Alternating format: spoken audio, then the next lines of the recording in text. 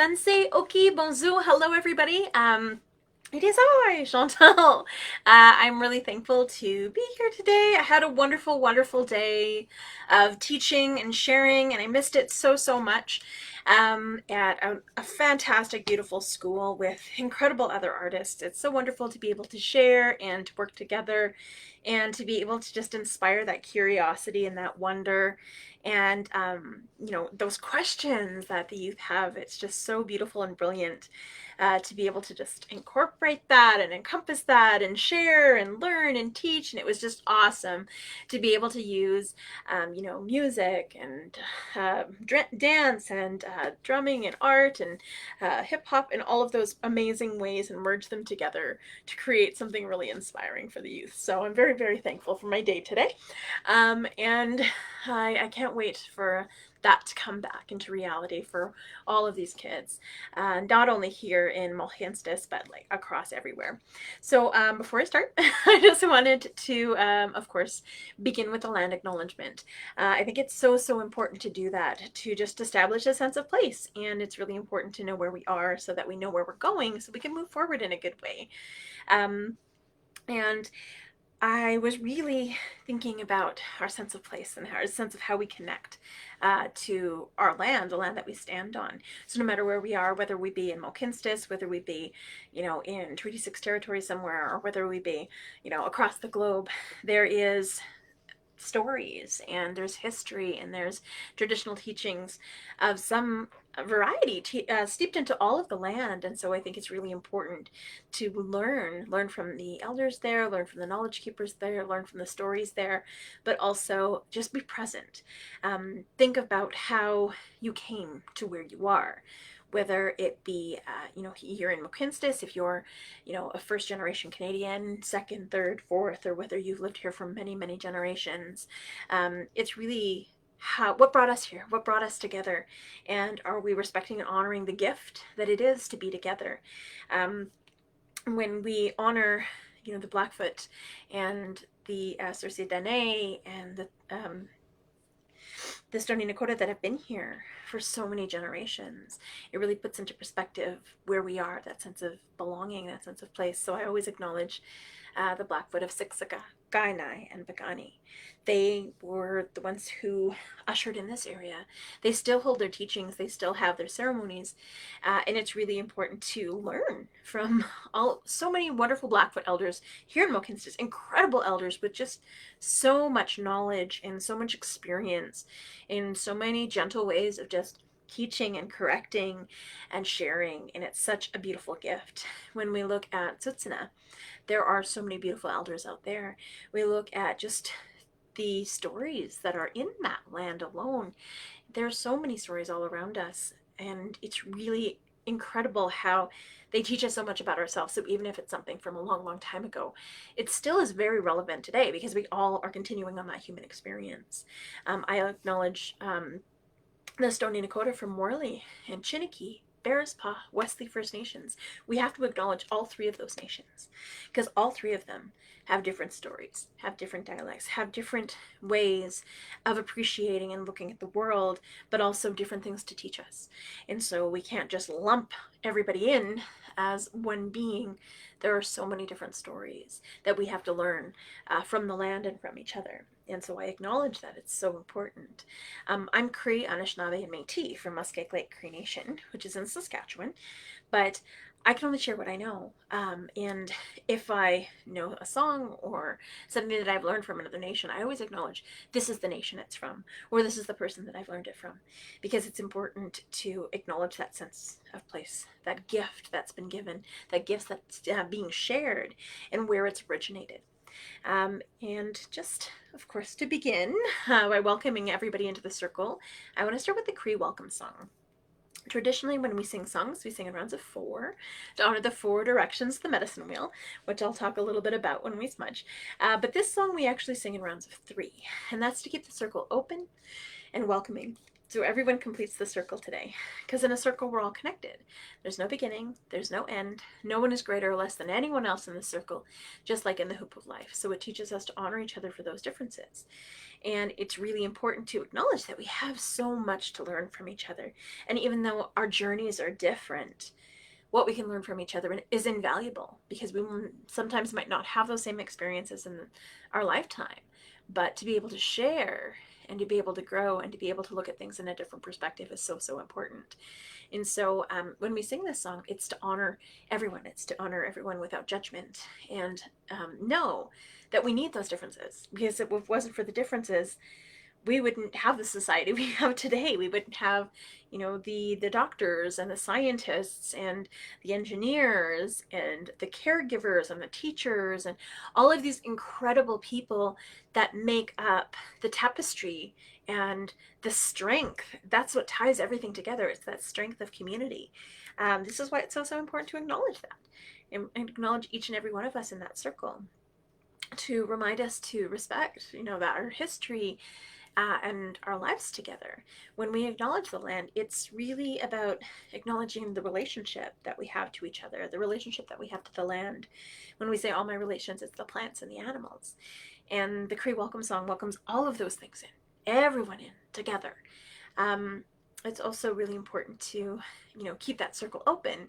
So if people come in or if people leave, it always gives them that ability to move freely, which I think is so important about a welcoming song, because you want to keep it as welcoming and as inclusive as possible. And so this is why it's so important. It's also acknowledging that we have that responsibility to be accountable to each other. That's what a circle is. It's accountability. It's the ability to stay strong. Because if even one portion of the circle is broken, then the whole thing falls apart. If even one part of our community or our society is broken, the whole thing is falling apart. So we need to take care of each other. And this is such a pivotal piece, I think, with acknowledging community. And so Miasin, which is the Cree Welcome Song. This song is from the Not the How family from Sturgeon Lake Cree Nation in Saskatchewan, which is in Treaty 6 territory. But when I sing it, I acknowledge that family. It's important to acknowledge that this is a Cree song. It has come from, a Cree family, Cree Nation, and they have kept this song and this story alive for thousands of generations, in spite of the fact that for 150 years we weren't allowed to speak our languages, we weren't allowed to share our stories, we weren't allowed to share our songs, we weren't allowed to share our teachings, and that's heartbreaking. But the fact is, we're resilient, and this is why those songs and those stories and our teachings and our regalia and all of these things have remained, is because they're necessary. They are meant to be shared. This is what a treaty was. It was a promise to share. It was a promise to learn together and to grow together and build community in a meaningful way. And all of our treaties were signed with tobacco. This is why now none of them have been broken. They've been bent, but you cannot break them because they're more binding than any legal contract. They're a spiritual contract. So that being said, when we sing Miasin, it's to welcome everyone in. And Miasin doesn't just mean welcome. It also means beautiful. And I'm going to stand up to sing it. Ooh.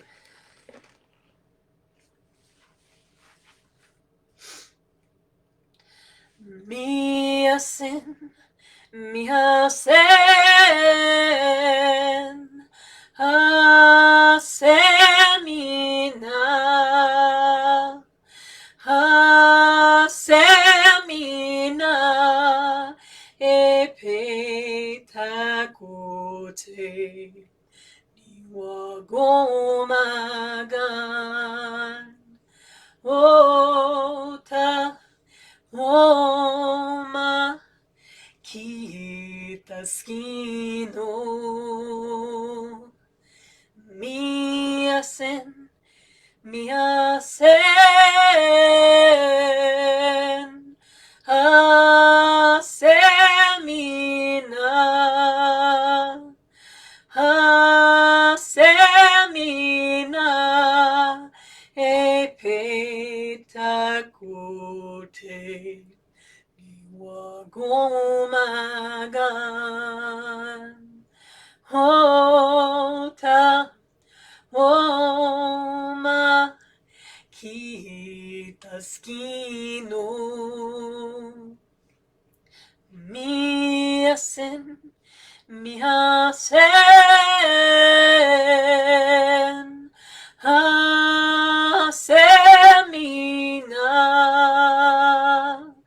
asemina, epetakote.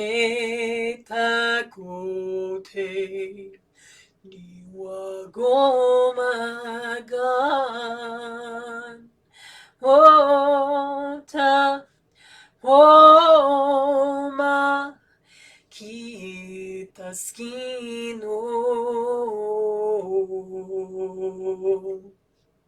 Hi, welcome to the circle today, everybody. So I'm going to start by, of course, smudging, because it's always a good way to start.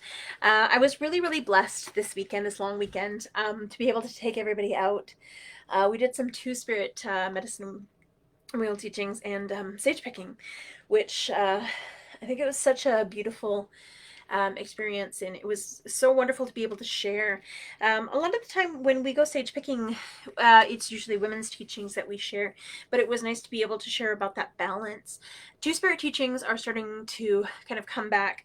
The beauty of being a two-spirit person is a lot of the teachings will just start to channel through you. And for so many years, I doubted that. I doubted that this was coming from me. Maybe it was coming from my mind. Where was it coming from? A place of ego? Where was this coming from? And I was so worried about it. And I kept talking to my one elder who's also a two-spirit. And every time I would go to, confirm and talk to her about it, and then another two-spirit elder that I would go and talk to about it, and they're like, no, these teachings, they're coming through you. They're meant to be shared. They're not meant for, you to hold to your chest. If they're coming through you, it's for a reason. It's for healing. And the teachings are coming from a good place. So honor that, trust that. As a two-spirit person, teachings will continue to come through you. And the only time you're ever going to get into trouble or have any problems is when you start ignoring them. And so this is why it's really important to be able to share them and to be able to, honor that balance that's within each and every one of us. With two-spirit people, we have that balance externally, but it's also a stronger sense of that balance, which is such a gift. This is why we would have two-spirit people in our nation when we were going through a really hard time, or when we needed balance restored to our nations. We would have a lot more two-spirit people who would carry those teachings. And two-spirit, even though it's a relatively new term, it's not a new concept. It's that concept of embodying both that male and female energy. It's the concept of carrying those teachings, of carrying those ceremonies, of being able to gift to your nation because of those unique gifts that you do have. And so it was such a blessing to be able to, pick those traditional medicines, but honor how Mother Earth supplies them and gives them to us, as long as we give them back, as long as we do it respectfully, as long as, we're always laying down tobacco or our hair or something, but also knowing that as two-spirit people, even if you were, you're more masculine or feminine leaning, you still have a right to pick those traditional medicines because you're going to need them. And there's always an abundance of more medicines depending on what you need for that year ahead. And let's just say there's a lot of sage right now growing, and it's because a lot of us need that healing, a lot of us need that help, a lot of us need that emotional release, but we also need a lot of cleansing. And so sage, actually, whenever you smudge, it cleans the air. It kills airborne toxins, viruses, bacteria, fungus, anything impure in the air, it cleanses. It not only pH balances the air, but it ionizes the air, so it actually makes the air better to breathe. So this is why it's going to be so important that we smudge a lot more, especially in indoor spaces throughout the next year. And so that being said, I'm going to turn. I've got a new webcam, so it just makes the whole thing a lot bigger so you can see my messy bedroom. Do not look behind the curtain. Do not look behind the curtain. So that being said, I'm just going to honor the medicines that I have laid out here. The first, of course, I lay out sweetgrass in the east. Again, these are just my teachings. These are Cree teachings, OG Cree teachings. And if they make sense to you, awesome. If they don't, that's okay. This is why we have oral traditions and oral storytelling. If it's meant for us, we will remember it. You don't have to write things down, because it'll resonate with you. It'll resonate with you if it's meant for you to carry. And so this is sweetgrass. the men's medicine, the sweetest medicine, the children's medicine. It's associated in the East with grandfather sun, because this is where he rises every morning. And it's the power of fire. It's our mind, because our minds are always constantly firing on all cylinders, and they're learning. We have to foster that sense of creativity and that sense of curiosity, and this is why it's associated with children as well, because we learn more when we're children than we do any other time. So sweetgrass, also it's the teachings of the braid. Every blade of sweetgrass has every section of the strand has 7 blades of sweetgrass to honor the 7 teachings, to honor our 7 generations. So whenever we make decisions, think 7 generations back and 7 generations forward, so that we make good decisions. Because it's not just about us; it's about honoring our past and leaving a legacy for our future. So, hi, and that sweetgrass. In here we have some cedar. We have 2 different kinds of cedar. So this is much skinnier cedar, which looks like it's been in the wind, and then this is a little bit of thicker cedar. But cedar usually comes from the West Coast, although there is some that grows in Ontario. But it teaches us about honoring our body, honoring our path, honoring healing, physical healing, but also grounding. It's really about honoring the earth and where we've come from and how we're deeply connected to the earth and our place in community. It's really about carving our own path, which is super important, which is why it's associated with our adolescence, because that's when we got to figure out who we are and where we're going and how we're going to serve community in a meaningful way. So this is why that's important. Also, high in it's antibacterial, antifungal, antiviral. It has an antihistamine in it. It has a numbing agent, so it's really good for sore throats or throat in your bath if you've got sore muscles or itchy skin. It's just awesome all around for healing.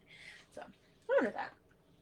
The next medicine we have, which is what we were picking, sage. This is buffalo sage. There's actually a lot of different varieties. There's 27 different varieties of sage that grow around the world. When we were up on Nose Hill, we saw 3 specific ones. So we saw this, we saw brush sage, and then we saw, it's called carpet sage or flowering sage. It's just teeny tiny. It almost looks like moss, but it's not. It's a type of sage. And so we pointed that out while I was up on the hill. But yeah, sage is really, really wonderful. That's what we'll be smudging with today. You'll notice I took off my earrings as well, because we want to make sure that any energy that we're carrying we want to get rid of. So we always take off any metal that will hold that energy, because we don't need it. Awesome. An OG Cree teaching here is we are pulling. Whenever we gift sage to people, we always leave it on the stem, because when we pull it off, it holds our energy, it holds our intentions, and we don't want to dictate how somebody's going to pray or how somebody's going to use the medicine, or if they're going to pass it on to another person as a gift. We always want to just leave it up to them how they want to use their sage or treat their sage. And so out of respect for them, we'll leave it on the stem. And that's just an OG Cree teaching as well. I know a Pagani elder, and she'll pull it off the stem and say that she's cleaning it before she gives it to someone. And so everybody is different, right? It's not right or wrong, it's just different. Even the way that we go around in the medicine wheel. Mohawk go the other way. They go from east, then north, then west, then south. It's because they're reflecting the sky. Whereas Cree, we follow the sun. Just a little bit different. But again, it's about really acknowledging and honoring all of our teachings as valid, depending on, where you're from and what you need to learn and what you need to share, and the path that we're on.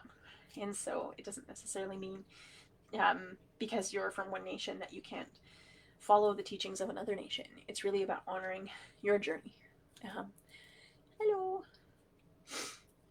Awesome. So I'm just going to pull the rest of that off as we go. Awesome. And I always save the stems, usually for the springtime. When I lay them out, little birds will come and take them for their nests. So that's pretty awesome, and it's pretty awesome to watch.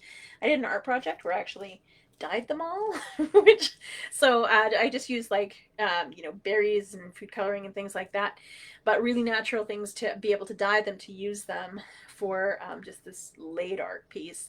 And then afterwards, I of course, they were all natural, so I laid them out in the backyard, and for months I was walking around and I was seeing these little flashes of purple or turquoise or pink in different trees because the birds had all taken them. It was quite funny. I'm hoping to go sage picking again, depending on the weather. The weather turned really quickly on the weekend, and now it's back. So I guess now we'll just have to see what my schedule's going to be like. Awesome. But we have our sage. And then the last medicine is tobacco. Tobacco being the spirit medicine. I have Mother Earth tobacco. This was gifted to me on the weekend. I'm very, very thankful for that, because when we gift tobacco, it's to say thank you from our spirit to another person's spirit, whether it be for sharing their teachings or their time, or if there is an elder, for sharing their stories or their leading in ceremony, for a knowledge keeper for sharing those teachings, to drummers and singers. It's thanking them for keeping those songs and stories alive. And so it was really, really beautiful to be able to share, and also to get that gift in return, because it really shows that I'm on the right path. When you get gifted tobacco, it means you're on the right path, so it's a good thing. I'm on the right path. So there's no right or wrong way to smudge. It's whatever feels good to you. Thanks, cousin. Also, my birthday on the weekend. I don't feel any older, though. I feel like I'm getting younger. I think that was just the hair dye. Just kidding. All right. So again, there's no right or wrong way to smudge, just honoring the smudge bowl. So it has all 4 directions in the smudge bowl. So the first is water, which is the shell. It's the women's medicine, so it holds everything, just like Mother Earth holds all of us. But other nations, they might not use a shell. Sometimes they'll use a hollowed out stone, or sometimes they'll use a little cast iron pan. So everybody has their own teachings. And like I said, it's not right or wrong, it's just different. And that's really important to honor. And so I am lighting with a match, because I think it's really important to honor natural materials. If you're in a pinch and all you have is a lighter, light the end of a sage stem and then light it that way. And at least you're keeping and you're maintaining the natural contact of things. Because we don't really get gas out of the ground naturally, millennia ago. Or a century ago even. And so when I smudge, no right or wrong way. It's just whatever feels good. And I find whenever I'm really stressed out, once I smudge, I just feel like a million times better, like a whole weight has just lifted off me. When we're carrying a lot of stuff and we smudge, it's good to just ground whatever we're carrying and just get rid of it. We don't need it. If it's not serving us, we don't need it. And so this is why it's so, so important to smudge. So the first thing I like to do is just wash my hands in it. But again, there's no right or wrong way. My kids bring it over their bodies, they smudge their head, their heart, their belly button, because that's your spirit. And then they're like, bye, and they're done. But I like to wash my hands, so anything I'm carrying I get rid of. I bring it over my body 4 times to honor the 4 directions in my body. I smudge my mind so I can think clearly, to keep an open mind, and to learn from every person who crosses my path. I smudge my ears so I can be open to hear all of the messages Creator sends me. I smudge my eyes so I can see all of the beauty that Creator has created all around me.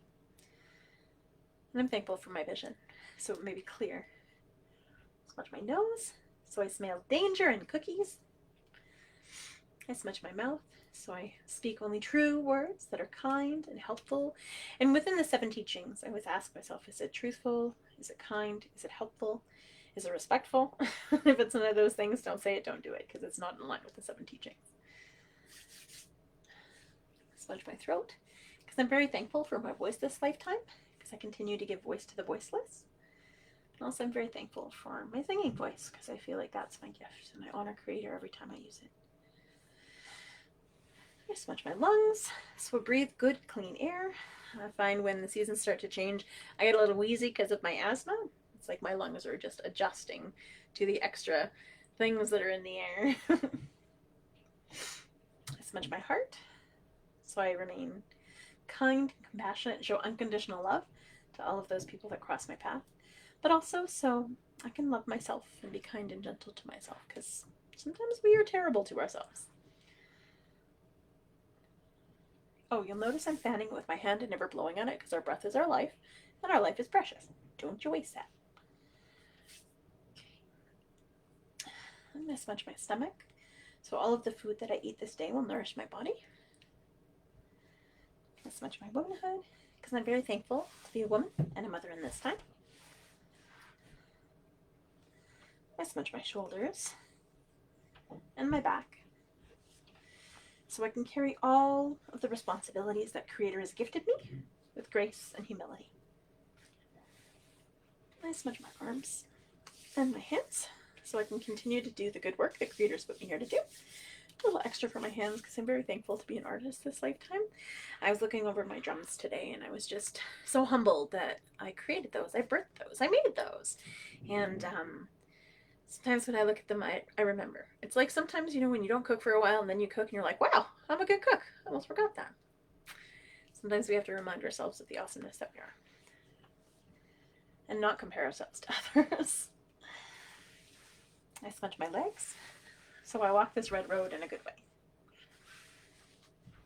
And I smudge my feet, so I stay grounded and connected to Mother Earth. And I tread lightly upon her, honoring her with every step. And then if there's anywhere else you need a little extra love in your body, whether it be my shoulder blades, my hips, I was standing almost all day, so my feet need a little extra love today.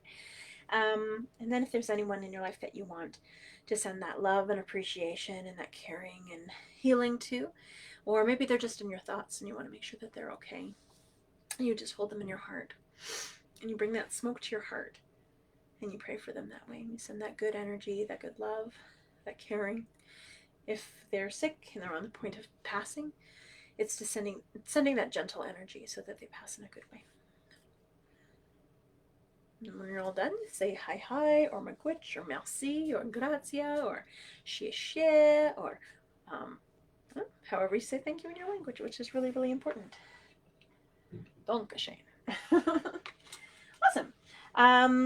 And before I share another song, I'm going to share a story. I've shared this story before, but I really love this story. And so it's really about who we are and how we came into being as the two-leggeds. And so there was a creation story where it's kind of like the flood story where we messed up and we had to have a do-over and a mulligan. And so this story came before we were created for the second time because Creator wanted to make sure that he got it right. And so Creator wanted to give us a gift of our spirit, a gift of, you know, that incredible magic and essence of who we are. But he also wanted to make it so it wasn't just easily attainable, but we actually had to work for it. And we had to, you know, connect to Creator and connect to all of the plants and the animals and the things around us before we found what our spirit was, what our true self was. And so Creator called a council of all of the animals and said, okay, so I'm bringing the two-leggeds back. Wasaka has said he doesn't want any responsibility in the two-leggeds this time. So we need to rely on all of you animals to teach them their lessons, to teach them how to be, how to live on the earth, how to hunt, everything. Because you have that knowledge. You as animals, you have been gifted with that knowledge and you know exactly who you are. You know exactly who your spirit is and how to bring that spirit out to the surface. Because you just are. It's not a spirit, it's just a being.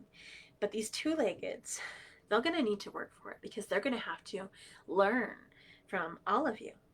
And so I'm going to give them a spirit that's within them, but they have to discover it themselves. So I want to hide it, but where should I hide it? And so the fish said, well, we could swim to the bottom of the ocean and we can leave it there. So if it's in the ocean, then maybe they won't find it. And Creator said, no, one day they'll be able to swim farther and they'll be able to reach the bottom of the ocean. And so they'll be able to find that spirit. So no, that's not a good idea. Who else has another idea? And the mole said, well, I can dig and dig and dig and dig under the earth and we can leave their spirit there. That they'll never dig under the earth.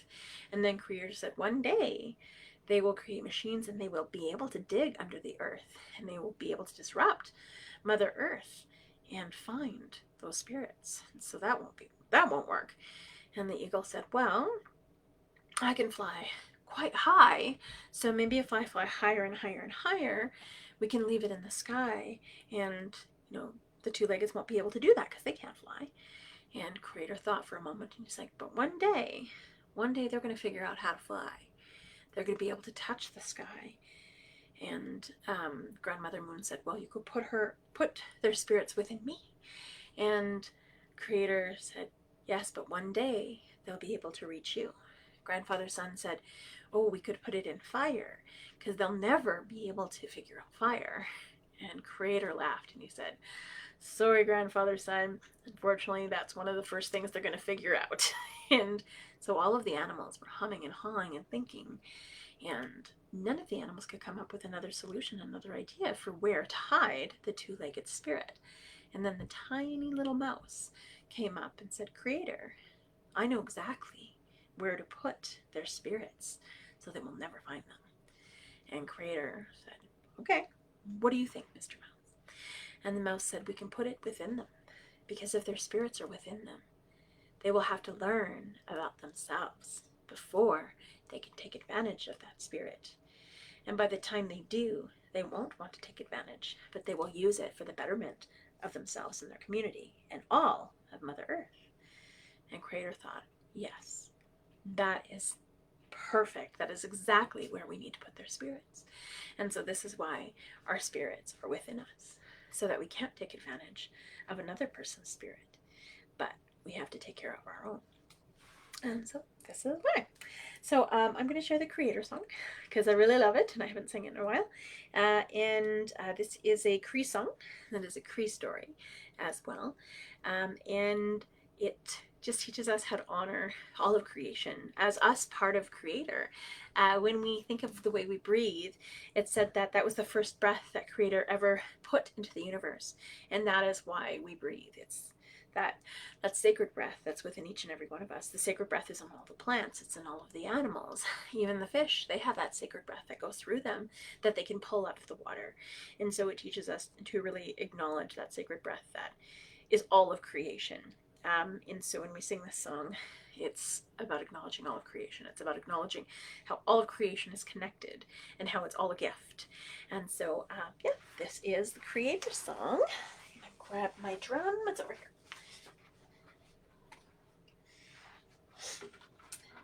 Got a lot of use today. I was really, really thankful to be able to play my drum a lot today. But I thank my friend Elizabeth for sharing this song with me. And just the impact that it's had in my life. So I was able to sing and drum for my auntie, my great aunt, who's very ill right now. But when I was drumming and singing this song for her, after I'd learned it, she actually sang with me. And it was amazing because she had never heard me sing this song before, but she knew it. And I think it's really incredible how some songs know us. Some songs will come around in our families when we need them the most. And so this is the Creator song.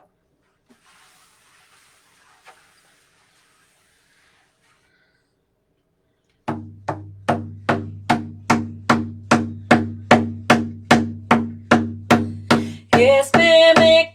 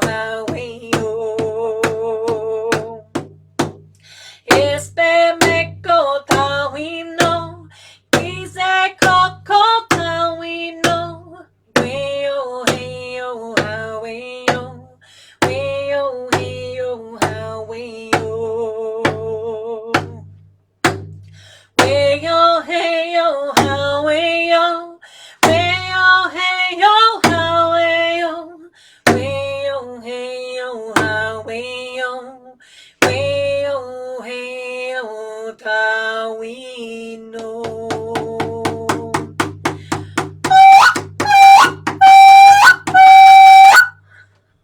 Awesome. So we were at a school today, and we were doing that call. So that call is just my voice. It's my call. It's the way that I share. And one of the kids was like, "What is that sound?"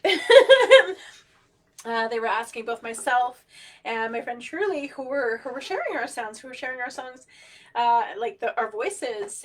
And so I explained that, this is the way we call out. This is the way that we let our voices out. This is our spirit, and so it comes right here, right from our belly button. And so when we sing the shout, I always call it the shout out song or the voices song. It's really about calling out, and our grandmothers are calling back, our ancestors are calling back. And so when we're letting out our voice, it's really about honoring our spirit as it flows through us. And sometimes it takes years to find your voice, and sometimes it comes in an instant. But usually when we find our voice, it is just so freeing. It's so cathartic because we just let out our sound. And sometimes we laugh because we can't believe that voice came out of us. It's kind of ridiculous. But sometimes we cry because it carries so much pain and trauma and stuff that we carry along with it. And so the first time, I let out my voice, it was just so healing. And it was like recognizing my value as a spirit, my value as a human. And the more I used it, the more I was able not only to value myself, but value my place in community and be able to share in a meaningful way. So it was such a gift. And so I wanted to share this song, and usually I do it as a call and response, so I will do my best to not do it. But the story behind the song is traditionally in our tribal days, this song actually was shared with me through Carrie Moore, who's an amazing elder. But when I heard this song, it was like it knew me. I knew it, and it just stayed in my mind, and the story as well. And his songs are meant for us. They will stay. They'll stick around. And so will their stories. And so long time ago, in our tribal days, women would traditionally go berry picking. And the grandmothers were the ones that were in charge of their nation. We had matriarchal societies. Not that women were the only ones in charge, but a matriarchal society is women are making sure that everyone's voices were heard in the community. And so that's why the grandmothers were essential, because they loved everybody unconditionally. They listened to the littlest voices and then the oldest voices, and they made sure everyone in the nation was represented. And so it was really about acknowledging and honoring that we all have wisdom in our own ways. And we all have to come together as a community to decide how to move forward. And so as the grandmothers would go out, of course, they were the ones in charge. I don't know about you, but my kokum is terrifying, so nobody argues with that one. But kokum means grandmother in Cree, and still scary. So as everyone would go berry picking on the land, it would be mainly the women and the children, and of course the grandmothers, the elders who were too old to go hunting. They would go berry picking with the women, and the two spirit people, they would have the opportunity. They would both learn how to hunt and also how to berry pick, because they had to fill in the gaps wherever was necessary. So if there was an abundance of berries one year, and it was really hard to find game, then they would of course go berry picking, because they knew that was what needed to be sustained for the year ahead, because the earth will give us what we need. And so this is just a nod. Everything that we need right there for us.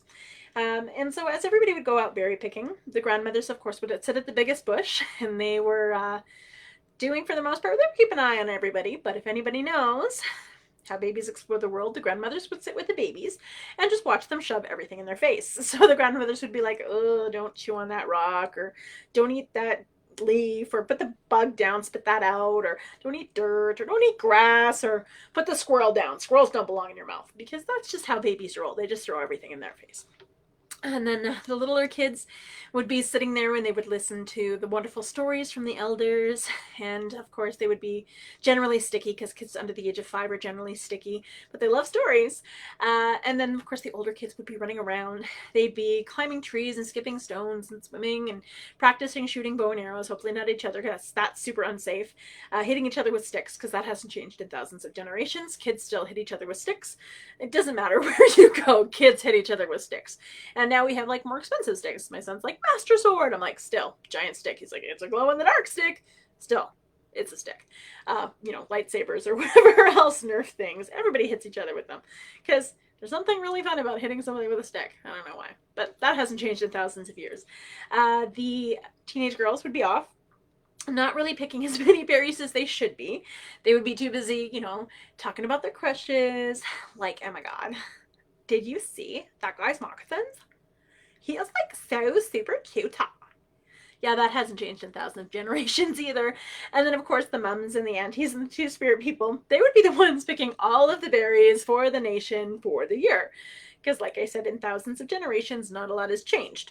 And so, as everybody would get scattered to the four directions, and it was time to come home, the grandmothers would call out. But they wouldn't say, yo, where you at? Because that would be ridiculous and totally not relevant to the era. But they would call out using this voice. And as soon as you heard this voice, you knew that was your grandmother calling out. So I would hear, I'm like, oh, well, that's my Coco. I should probably call back. So I would call back. She'd be like, oh, well, there's Chantal. I know she's there.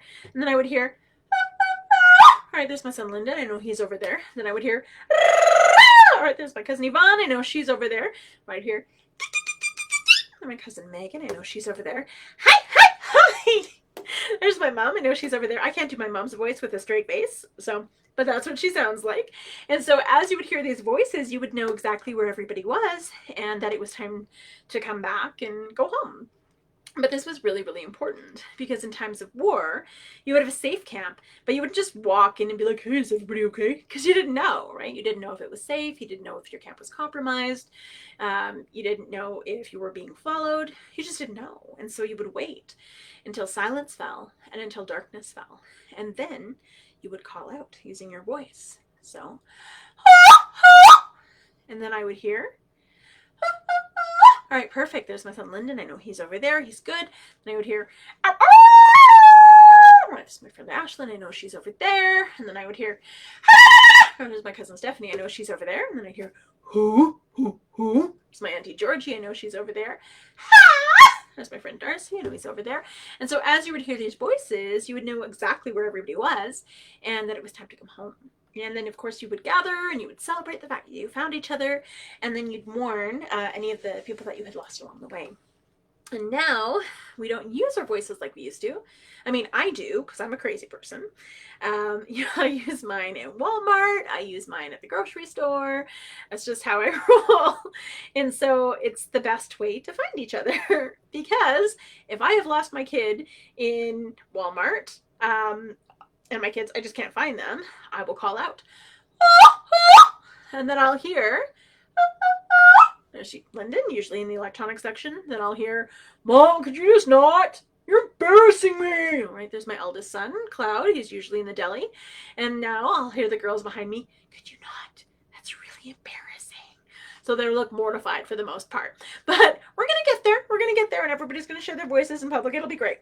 But it's amazing because no matter where I am, they always find me. Mainly, I think it's out of embarrassment, but you know, they come.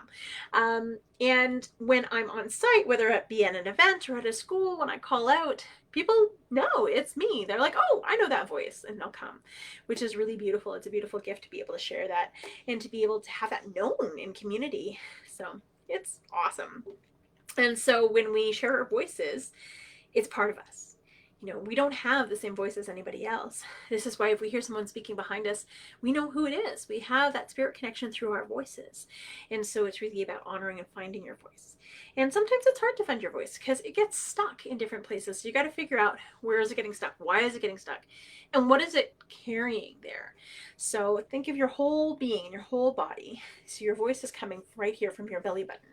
So you think, is it getting stuck in my head? Am I overthinking things? Am I worried too much about what other people think of me? And sometimes you can't quiet your mind enough to let your voice out.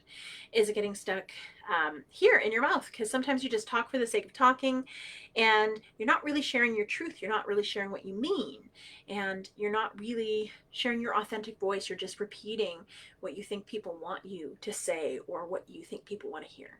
Is it getting stuck here in your throat? So this is standing up for yourself. Sometimes you just can't speak out enough or at all.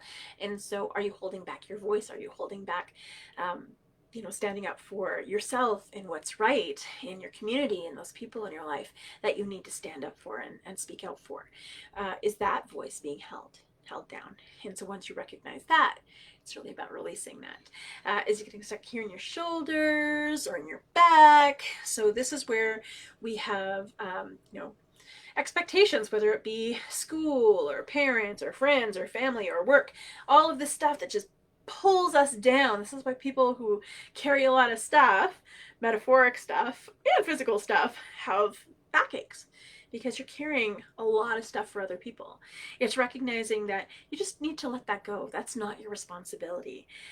If you're putting on a voice for other people, it's going to hold your true voice down, because your true voice won't know where to go.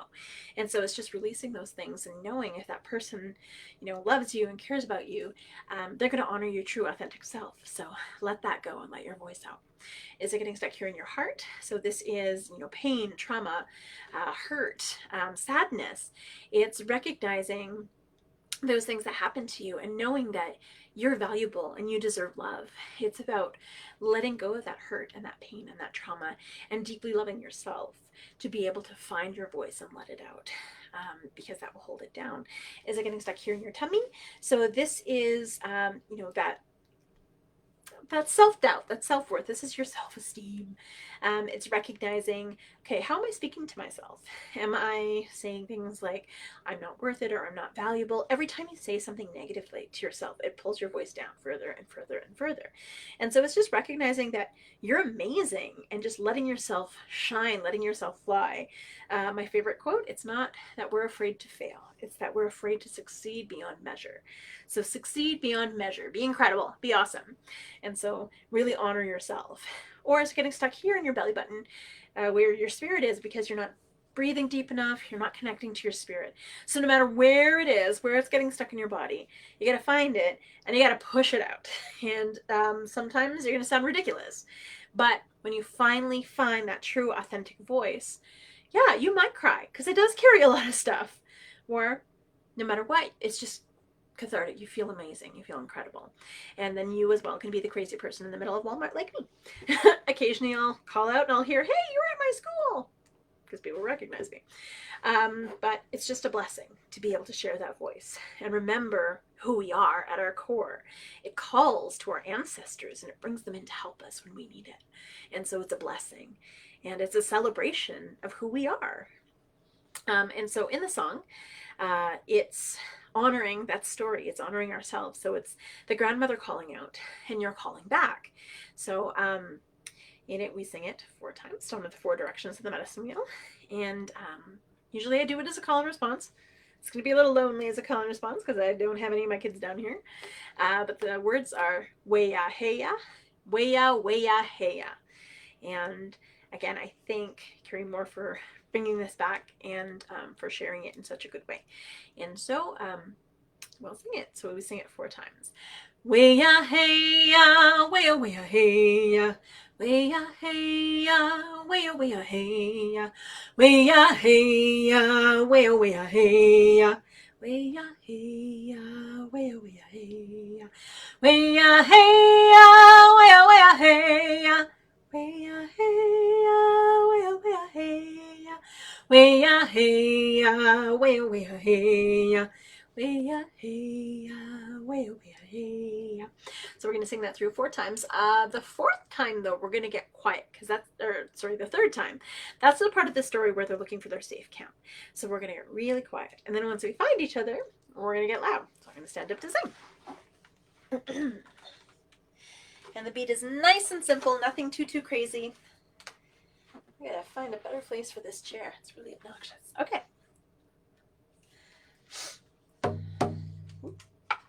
Suppose it would help if I held my drum properly.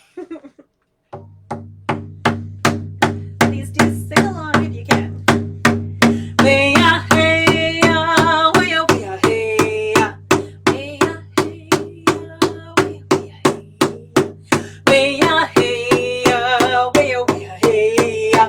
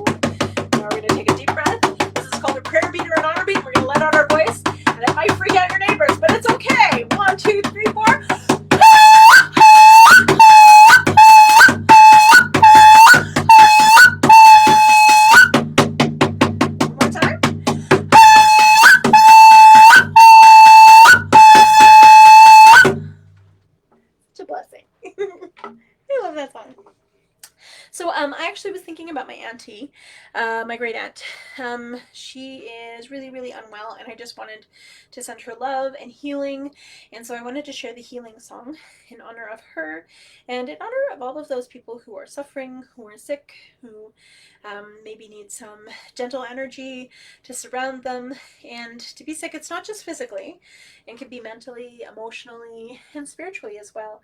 It's about repairing and healing all aspects of ourselves, because that's the only way that we can actually live in a good way, is by acknowledging all parts of ourselves. We're not just our mind, we're not just our heart, we're our body, we're our spirit, and that's why it connects each and every one of us. And so when I sing the healing song, that's what it's about.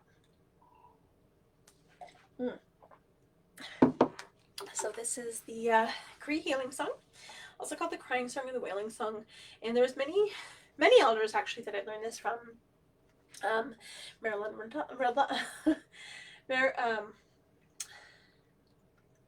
Marianne the Rat. Carrie also shares it. Also, all of Manitoba shared it with me. My mushum, like many elders.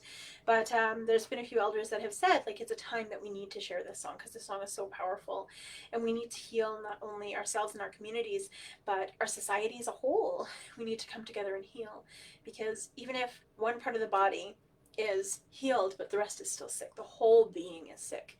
And so this is why we need to come together and heal together to be able to move forward in a good way. And so this is a very important teaching, I think. And so this is the healing song, or the crying song, or the wailing song. We sing it in rounds of 4 to honor the 4 directions. The third time, we actually stop drumming. And in that silence, I invite you to pray for those people that you need to pray for. And all prayer is setting that intention, sending them that healing, sending them that love, and honoring them in a meaningful way, hoping that that energy will get to them. And when the drum beat comes back in, that's when you just release all of that energy, release all of your tears and all of your hurt and all of that sadness and sorrow and anguish, and you just get rid of it because it doesn't serve you and it's not helpful. But it's hoping that that energy, getting rid of it, will actually turn it into something positive and useful. And so we also sing it with a heartbeat. That's a prayer beat. That's also a women's beat. It's a healing beat, because our heart is what connects each and every one of us. And so it teaches us to honor our heart medicine, to honor the pulse of Mother Earth and everything around us. Everything has a pulse. Everything has a rhythm. And so this is why it's a powerful healing tool, that heartbeat. Even if you're just playing a drum or playing your chest with that heartbeat and syncing that heartbeat, if your heart is rushing, it's very hard to focus. And so it's really about just continuing to slow it down by touching upon your chest, creating that slower rhythm. And it really does help to just lower stress. So does a deep breath. Remember that sacred breath that everybody's taking. So this is the healing song. And if you feel tears come with this song, that's good. That's important, because this is the crying song. And that's how we heal. We heal by releasing those fears by releasing those emotions. Our emotions are so powerful; they have to come out somehow. So honor our tears. This is the healing song.